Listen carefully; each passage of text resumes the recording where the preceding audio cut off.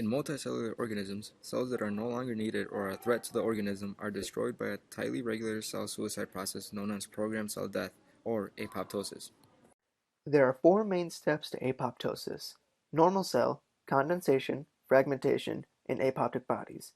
In step 1, cell shrinkage and rounding are shown because of the breakdown of the proteinaceous cytoskeleton. The cytoplasm appears dense and the organelles appear tightly packed. In step 2, chromatin undergoes condensation into compact patches against the nuclear envelope. In step 3, the nuclear envelope becomes discontinuous and the DNA inside it is fragmented in a process referred to as carrier hexis. The nucleus breaks into several discrete chromatin bodies due to the degradation of DNA. The cell membrane shows irregular buds known as blebs.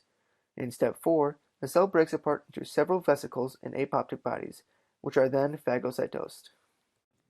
A cell can be destroyed in one of two ways. One of them is the process of necrosis. This is when an enzyme orders the cell to digest the membrane of the cell and leak out the organelles from inside.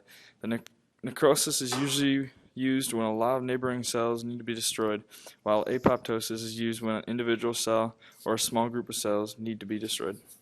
Frogs use apoptosis to remove their tail when making the transition from being a tadpole to a frog. Another practical use for apoptosis is the formation of limbs in many organisms. Humans use this to shape their hands and feet. If the process does not completely finish, the individual can end up with a phenomenon called webbed hands, where the person has extra skin between their digits. In this video, it is showing the process that a tadpole will go through in order to become a frog. It uses the process of apoptosis in order to remove excess tissue in its tail and other parts of its body.